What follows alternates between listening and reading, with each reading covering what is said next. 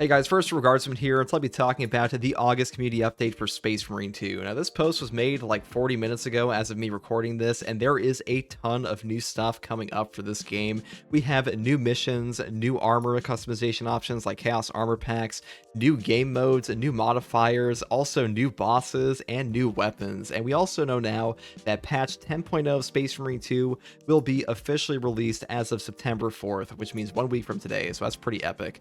So first up, we have the year 2 battle plan here. They're going all the way into 2026 for a patch 15 quarter 2 release, which is pretty interesting. I'll talk more about the full plan here in a bit, but first I want to go over patch 10 specifically because this one's coming out in like a week. This one has a new PvE mission, a new PvP mode, a new PvP arena, a new PvE mode as well, which means like the new modifier things with the stratagems, and 3 new weapons, a new Majoris enemy, and the Chaos Armor Pack, which you can see down here below.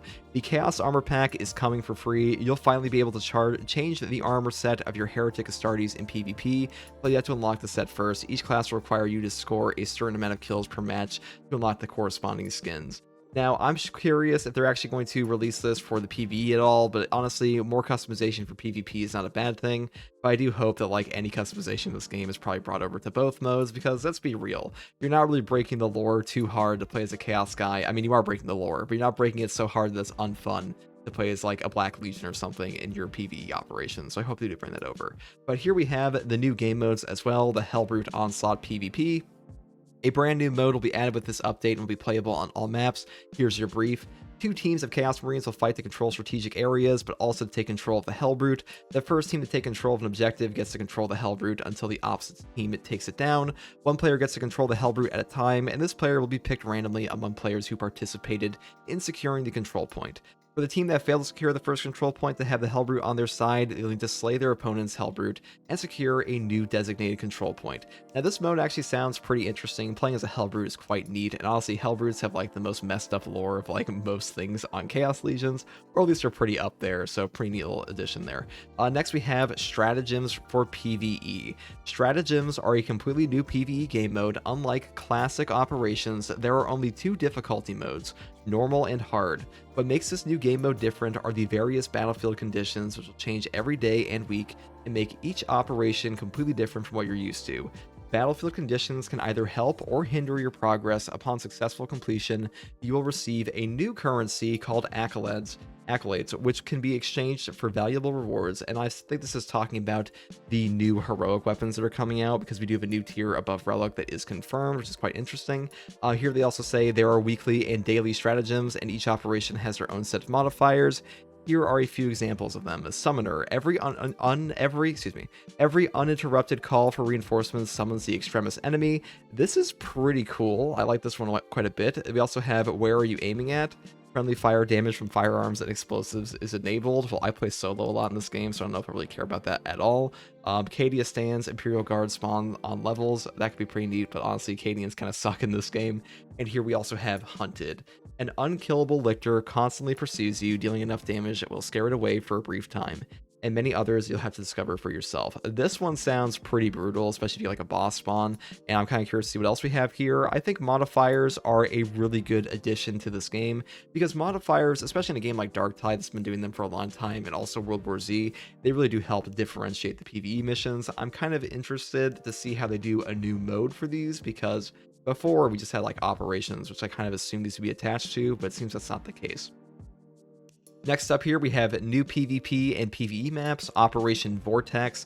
The Astropathic Relay has once again fallen silent. Investigate and cleanse the relay of any lingering heretical presence. This map has a special, unique boss, the Mutalith Vortex Beast. We don't want to spoil too much, but you'll have to wait for the update to drop on September 4th to discover its moveset. So I'm really looking forward to this, because we've so far only had Tyranid like operation bosses besides like the Terminus Hellbrute, and a new boss for operations on the Chaos guys is a very, very good thing to add, because honestly, Hellbrutes are super toxic, they're very annoying.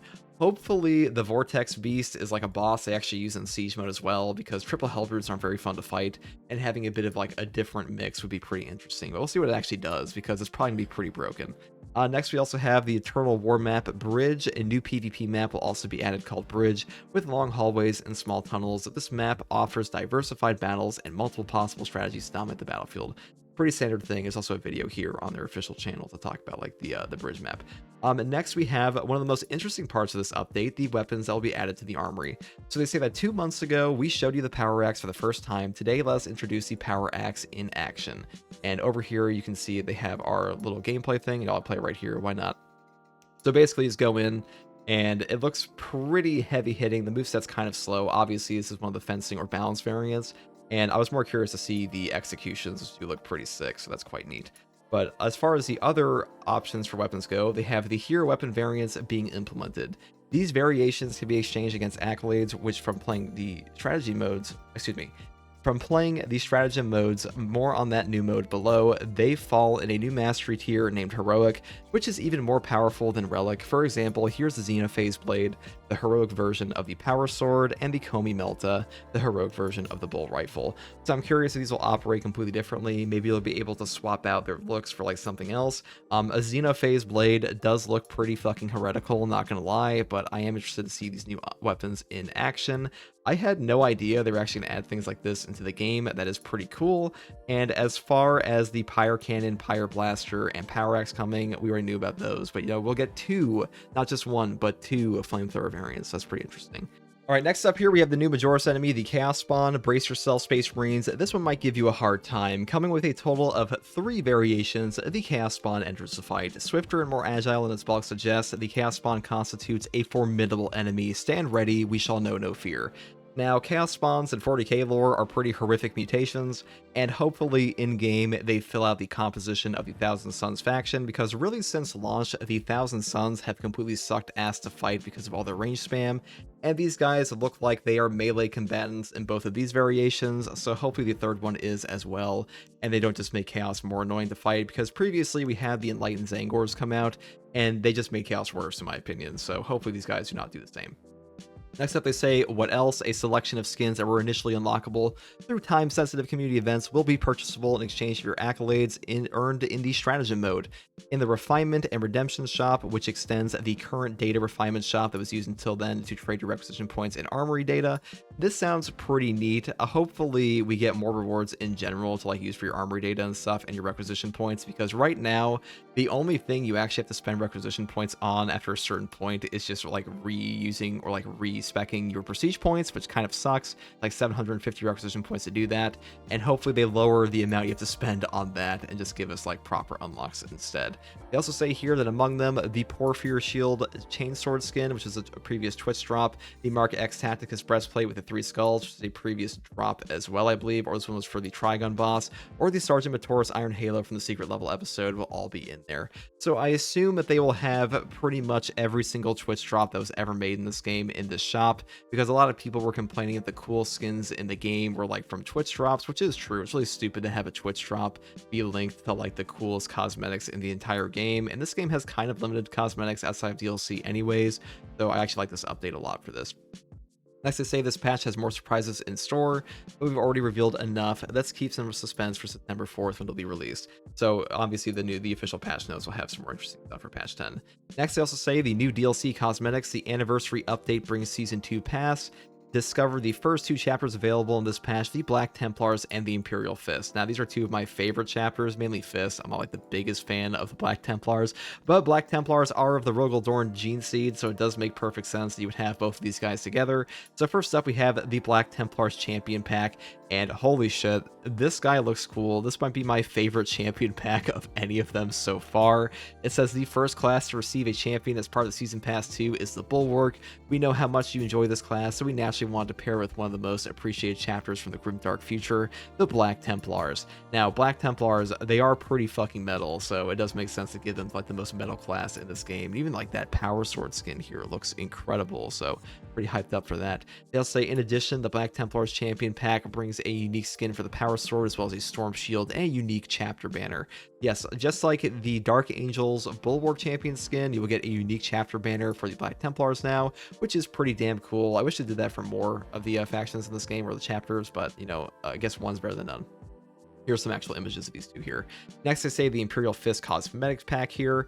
The Imperial Fist is the first returning chapter of this year's Season Pass 2. Complete your champion skin pack with over 40 new cosmetics and heraldry marking inspired by 7 of their successor chapters, including Celestial Lions, watch out for Orc Snipers, Hammers of Dorn, Invaders, Red Templars, excuse me, Sons of the Phoenix, Subjugators, and the Crimson Fist. I'm most looking forward to these two because Celestial Lions have a pretty unique drip, and Crimson Fists are just the Crimson Fist. So that's pretty exciting. Now, here's some actual images of all of these for their new chapter packs here. Celestial Lions looking great. I like the gold here. And also, here's some of the champion pack stuff, or the, not champion pack, but just some of the other options for the cosmetics here.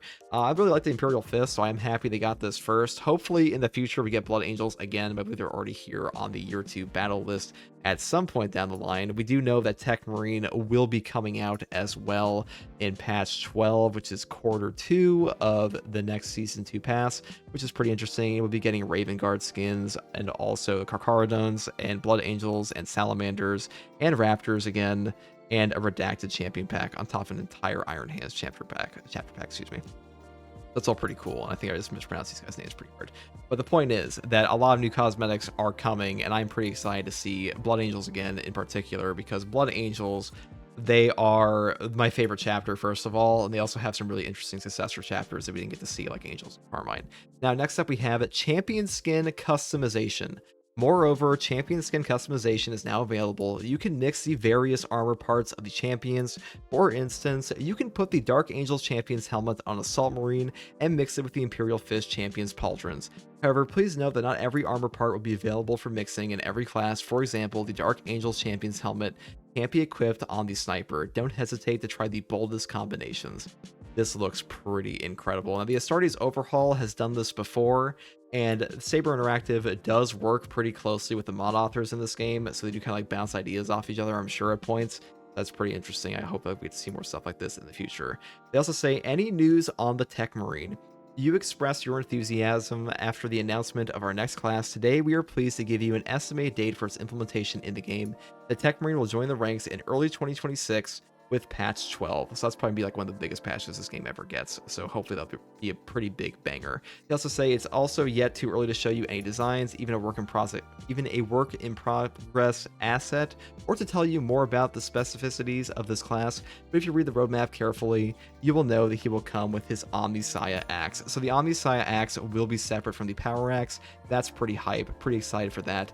They'll say we will keep you posted until it's released. And the final thing they really talk about here are the Ultramarines Champion Pack being back. So the Ultramarines Champion Pack was just the initial like $100 version of the game Champion Pack.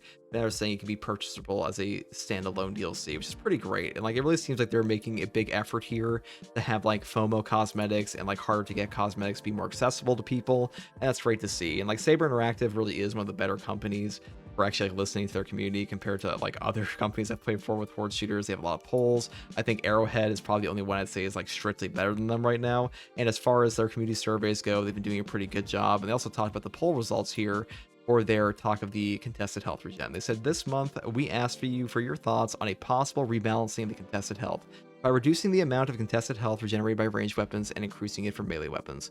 The poll received a total of 1,918 votes. 1,200 of you picked in favor of a change that will increase the contested health recovery for melee weapons. You were very vocal about this potential change. Let's hear a word from our game director regarding this result. We understand this is a very touchy subject and will be extra careful with our changes. Range contested health will not be nerfed globally by tweaking one number. It doesn't work that way. Plus, there are some ranged weapons which already have inefficient range contested health recovery. Okay, I'm glad they mentioned this because weapons like the bolt weapons in this game have horrific contested health recovery compared to plasma. I think the ones that they'll be primarily nerfing here are things like the plasma pistol, the plasma rifle, and stuff like that, because they are a little overtuned. But stuff like the heavy bolter feels like it's in a pretty good spot, and like some weapons don't feel broken at all. They also say buffing melee contested health isn't going to be just increasing a percent value. There are certain quality of life features that need to be implemented for melee contested HP to work properly, like CHP during grabs, etc. I'm glad they mentioned grabs here, because grabs have been ridiculously in need of a rework for a while, because currently they have you like ruining your controller if you want to break out of them, which is very obnoxious. All the changes on this subject will go through PTS testing first, so your feedback will be very much welcome. Okay, I can't wait to play that, or potentially not, depending how terrible it feels. And the final thing they talk about here are the Twitch drop returns. From September 4th, 2025 to September 18th, 2025, Twitch drop returns with in-game rewards. Watch any Space Marine 2 stream to unlock the Mark X Skull Breastplate, Mark X Pristine Aquila Breastplate, and the Porphyr Shield Power Axe skin. So these are all new Twitch drops. I'm sure they'll add these to the upper store they were talking about before, the Champion Shop. And for now, these look pretty cool. This one especially. This one looks very similar to Titus's campaign skin, and I'm looking forward to these quite a bit. I will be streaming this game on these days, so my Twitch drops will be active if you want to get these. And to actually unlock these, you just have to link your Focus Entertainment account to this kind of stuff. So pretty easy for that. And that's pretty much all there is here. I'll probably talk more in depth about the full year 2 roadmap in the future, because right now we just have, new PvE missions are coming up. We have like 1, 2, 3, and a new Terminus enemy on top of the Vortex Beast that's coming out this patch. So I assume this Terminus enemy will also be for Chaos, maybe the Tyranids, but either way, it seems like the year 2 battle plan for Space Marine 2 is significantly better than the year 1 battle plan, because year 1 gave us like, what, 3 new missions with like some new difficulties, and like most of it was just like rebalancing and stuff like that. The weapons we had added were not particularly interesting. We had like a Neo Volkite pistol, an Inferno pistol, and I think that's about it. And most of like the weapon changes we did have added to classes were things being moved from one class to the other, like Power Sword on Assault. And this new year 2 plan does seem like it's just new, and we also will be getting a new siege map and new stratagems, so we'll see how that goes. A new siege map is like desperately needed. Hopefully patch 10 fixes the N2 error on the siege mode currently, because that's still going on. But as far as like the new content here goes, guys, I'm excited. This looks pretty good. It looks like they put more effort into this one than they did previously. Now, they did say that the patch drop rate, the releases of the patches will be pretty similar to the first season pass. And honestly, the content drop in this game I don't think is horrific. It's like usually like 1 or 2 months, and a lot of other Horde shooters don't even go that fast. And this one looks significantly more substantial than the last one. That's pretty much all my opinions on this. Let me know what you guys think in the comments below. If you're excited for Season 2, I think everyone's excited for Patch 10, because Patch 10 looks thick and chunky. And that's pretty much all there is for me. If you like content like this, subscribe for more. I will be streaming and uploading build guides for all this content when it drops, and making some new outfits myself. And take it easy, guys. Peace.